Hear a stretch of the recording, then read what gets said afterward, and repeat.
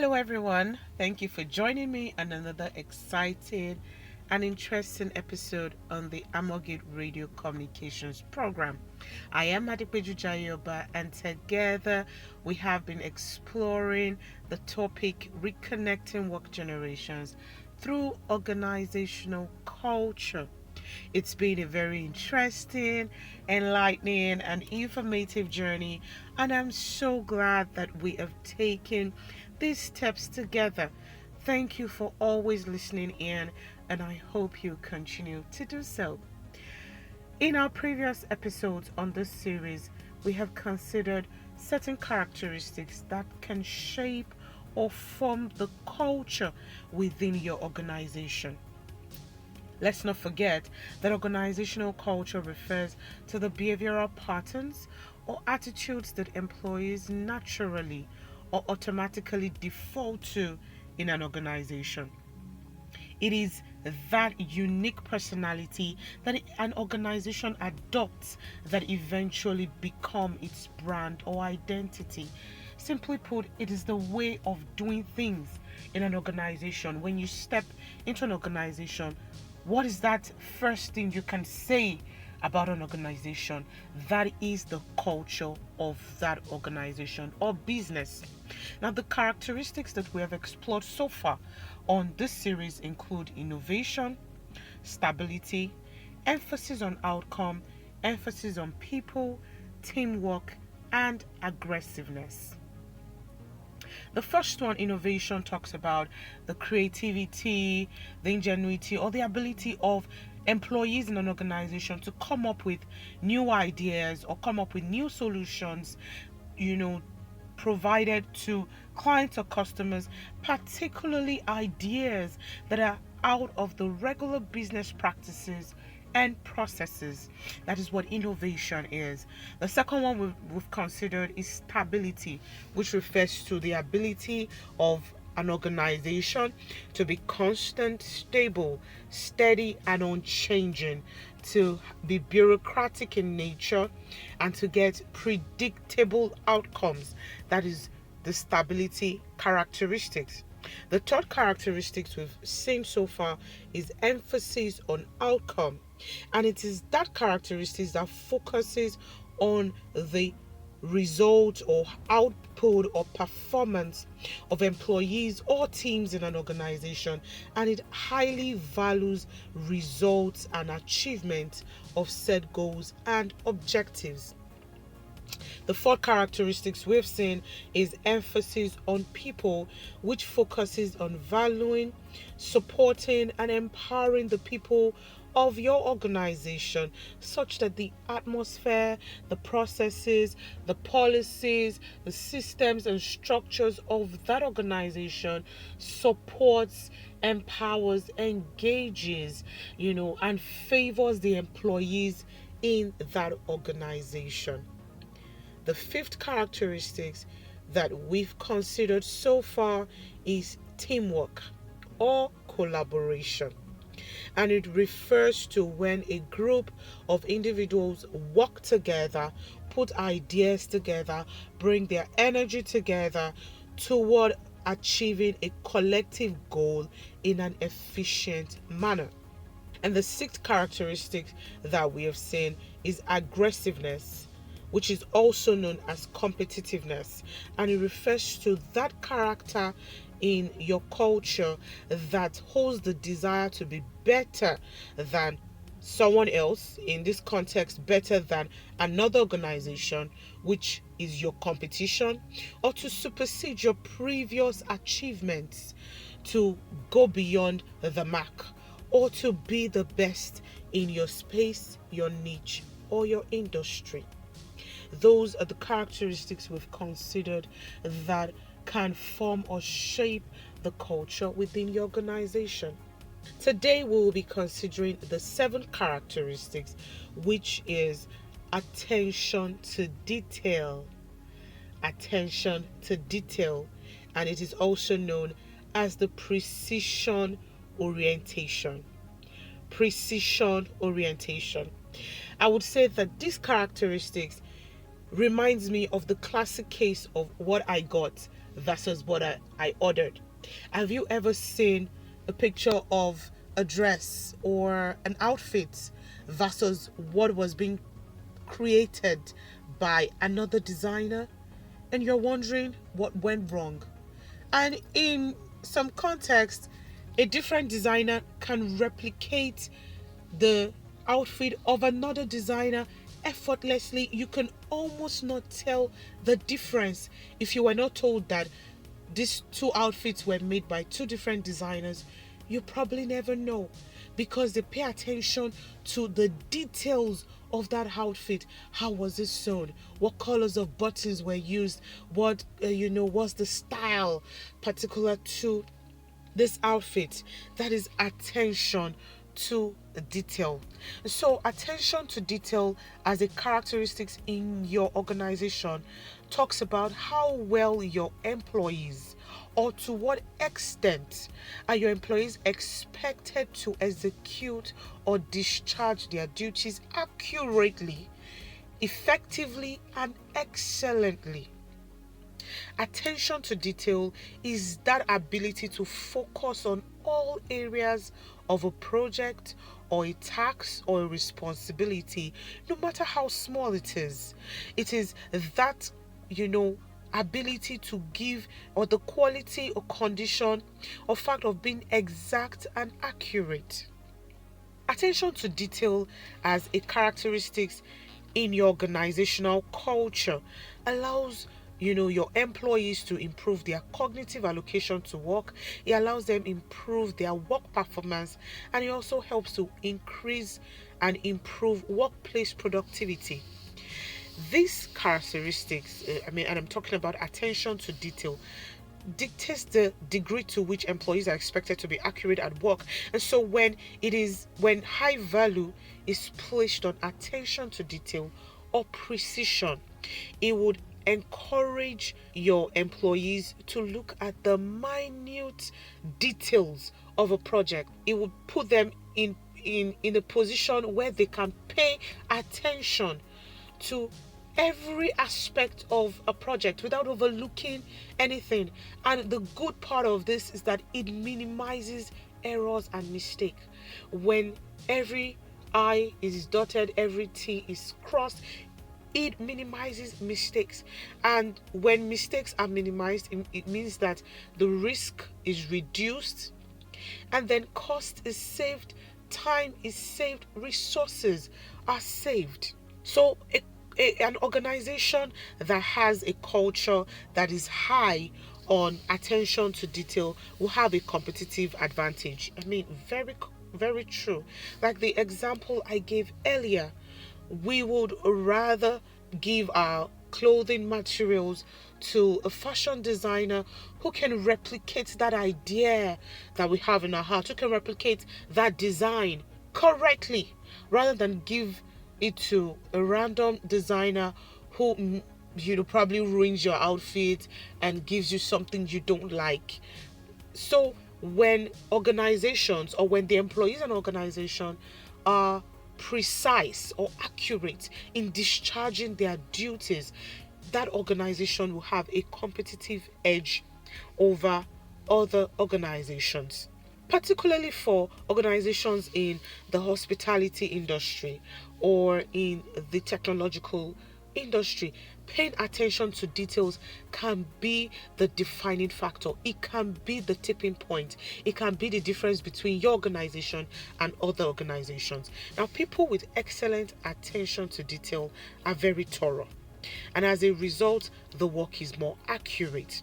So there are different types of skills or different areas where your employees or you as a business leader can develop stronger attention to detail. We have organizational skills, and this talks about the ability to put things in place and to manage effectively. We have time management skills. This is very important to a lot of organizations. When you pay attention to time, making sure that projects stick to the time allotted to it, then it means that projects can be executed properly, and then your deliverables can come out on time. Clients will not be disappointed. Your customers will not be disappointed. Another area where you can, develop attention to detail is in your analytical skills and then observational skills. When employees pay attention to what they see, the body language of a client, the struggles or the delay of a team, that will help the work go faster. So employees can develop attention to detail or precision in analytical skills and observational skills. And then you can also develop attention to detail in active listening skills. And I believe that this is very important for business leaders, managers, and supervisors. The ability to listen, very, very important, because when you listen, a lot of information come to you. So how can you improve attention to detail in your organization? The first thing is get organized. Organize your employees. Set systems that allow for organization. Don't let things be everywhere. Let there be a process to doing things. When we resume, this is the first thing we turn on. We do this first. We attend to this first. We make sure we check for emails. We attend to emails. We could attend to. Yesterday, we clear out our backlogs before attending to work today. Let there be a process. Make sure that work is not a facade or irregular in your organization. Get organized. Then create checklists. Let there be checklists for every project. Let every aspect of a project be on that list, including very minute details that you sometimes think are not so important. Make sure they are on that list, because those very minute, insignificant aspects of the project, if they are not, managed effectively, can put a damper to your entire project or can lead to a project falling through. So make sure that you create checklists, then maintain a routine. When I talked about getting organized, I said let there be a process to doing things in your organization. Let there be a process that your employees can follow through. Let them know that when we want to do this, this is this and this and this and this. We do A, B, C, D, E, or we do X, Y, Z. Let it be stated out. So maintain a routine in your organization. Another way to improve attention to detail in your organization is to make quality a priority. Never scrimp on quality. Even if it will cost you extra time, if it will cost you extra effort, will probably cost you extra resources. Sometimes the profit that comes with quality might not be so much, but what it does is that it gives you a good reputation, and in turn it will increase your profit manage or increase your profitability, because when clients can associate quality and value with your brand or with your organization, they will come back again and again, and they would refer others to your product or to your services. So make sure quality is priority in every project that you embark on, and then learn to meditate. Meditation here doesn't mean, travel to some astral plane and begin to see some red or white flowers. Meditate means take out time to brood and to think over your projects. When you think a project is done, before you submit or before you wrap up, take time to recline and go through every detail. Walk through the beginning to the end to ensure that you're not missing out on anything. Make sure you run through all the figures in your head and ensure that everything is checking out. Make sure you have time, or you learn to meditate, learn to think on your project. And that is the 7 characteristics of organizational culture. Now that we have considered and explored the characteristics of a culture in the organization, it is important to consider the following essential components in the development and implementation of a culture. It is beautiful and it is great as a business leader to say, I want this kind of culture in my organization. Oh, I saw this in another organization and I think I would love the same to be done in my organization. But before you do all that, or probably you've been listening to this series and you're thinking, oh, I would love my organization to, improve on innovation, or I would love us to place more emphasis on our people.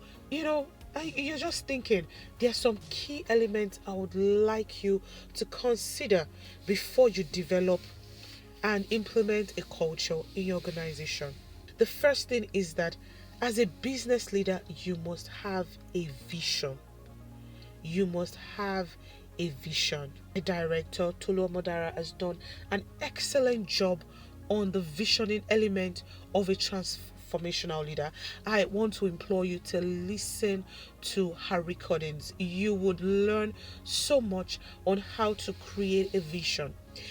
Every culture of an organization is first of all a reflection of the business owner or the business leader.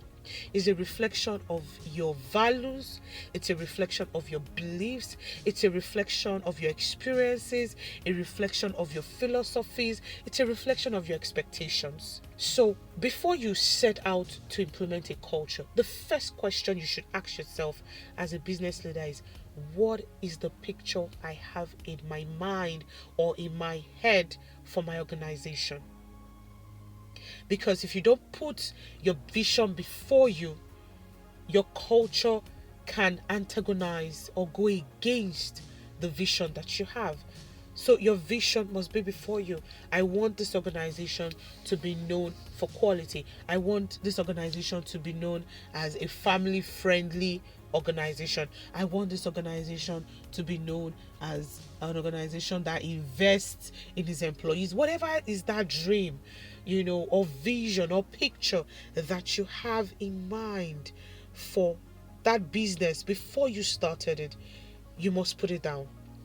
That will determine the kind of characteristics or the kind of culture that is implemented in your organization. And one of the things you must know is that, the vision of your organization is the goal for your business in the future. It is not for the now. For the future, where are we going to? What do I see, or where would my organization be or my business be in the next 5 years? So when you're planning a culture, you must think about the future. A study indicates that people identify with visionary leaders, how they behave and what they expect. They note what such leaders pay attention to, and then they treat them as role models. And that is very true. As a business leader, if you place emphasis on performance, there is a high probability that the employees in your organization would also follow suit and place high value or emphasis on performance. So the vision is very important. Then the second thing you must consider is that the vision must be compelling. Like I said earlier, my colleague Tolu Omodara has done an excellent job on this. And I will just reiterate some of the things she talked about in, a session in our own series, The Making of a Transformational Leader. You must communicate the vision of the culture that you hope to implement to your employees in a clear, compelling, and convincing manner. Your employees must know why you want to implement a culture from the way you communicate your vision. The vision must be clear. They must be able to say, oh, in the next 5 years, in the next 10 years, this is where this organization ought to be.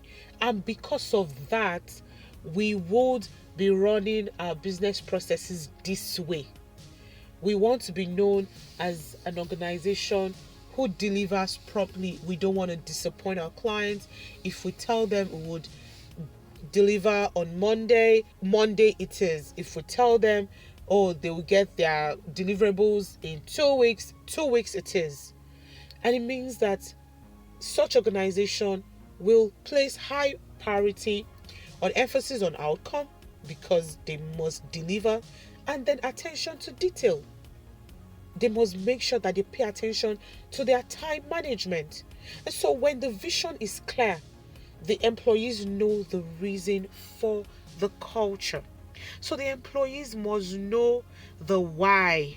Why was this organization, created in the first place? They must know what the organization is created to do, and they must know the reason for the culture. What are the elements of a compelling vision?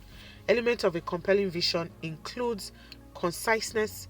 It means your vision must be concise. It must be something that they understand in 2-3 sentences, not a page long.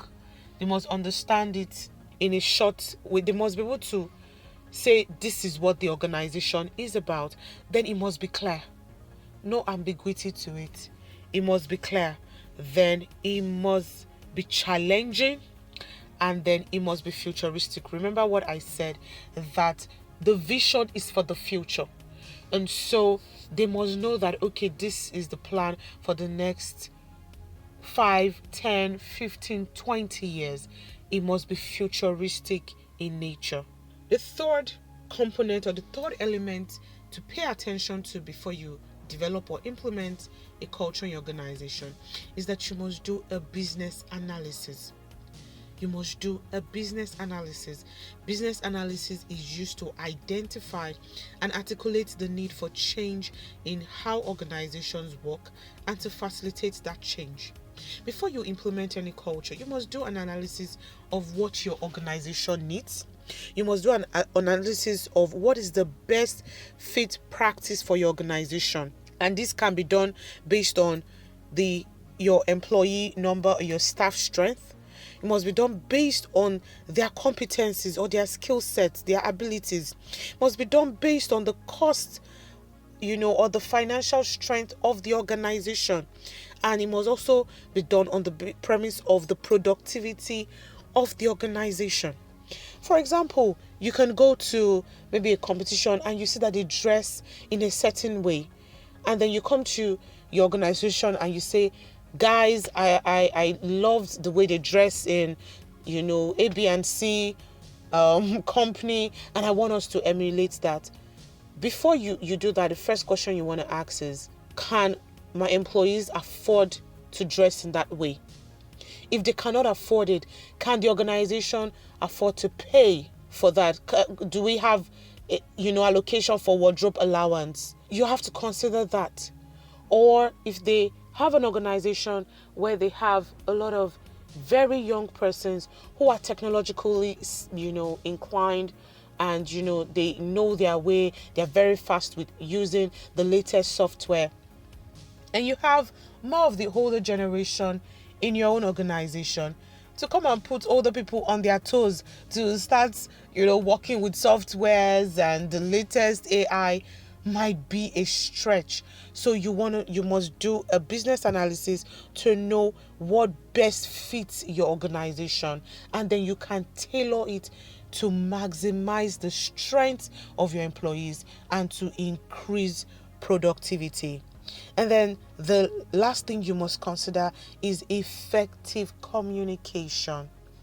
Effective communication. In fact, this is very important.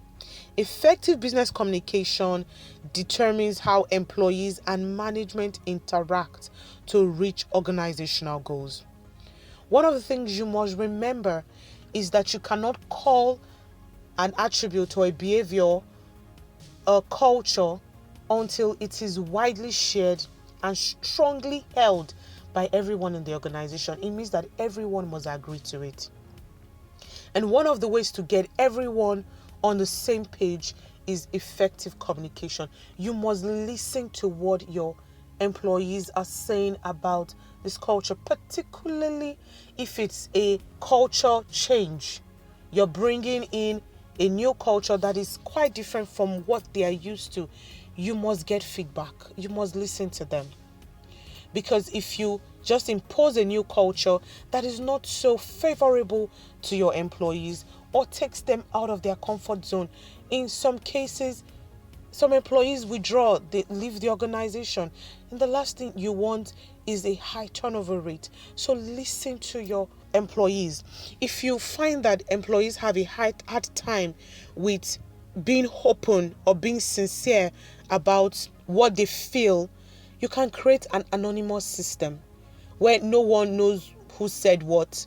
Because one of the things employees are afraid of is they're afraid of being bullied, they're afraid of being stigmatized, they're afraid of being looked down upon, or being called names for, making a comment or raising a suggestion or talking about a reservation they have about, certain ways of doing things in the organization.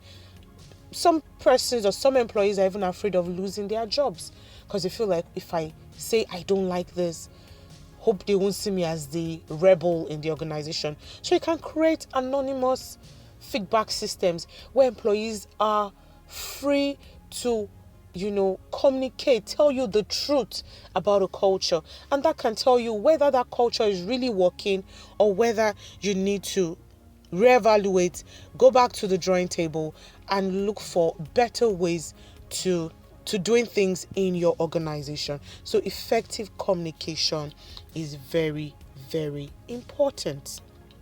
Wow, today has been very full of information and knowledge that I'm sure will be instrumental to the progress of your organization. Thank you so much for joining me. For questions, comments, and feedback, you can reach out to us via www.theamorgate.org. For more wonderful and enlightening programs, you can check out our reels and recordings on MixLR. It is Amorgate Radio Communications. You can also follow us on Facebook, Instagram, and LinkedIn. We would love to connect with you. We would love to walk you through the process, and we would love to give you tips on how you can upscale your business processes. Thank you so much for joining me today. I am Adepeju Jaye Oba. I'm grateful for you, and I hope that you would, send feedbacks and tell us how this is helping improve performance and productivity in your organization. Until I come your way, same time, same station, keep being you and keep being amazing. Bye.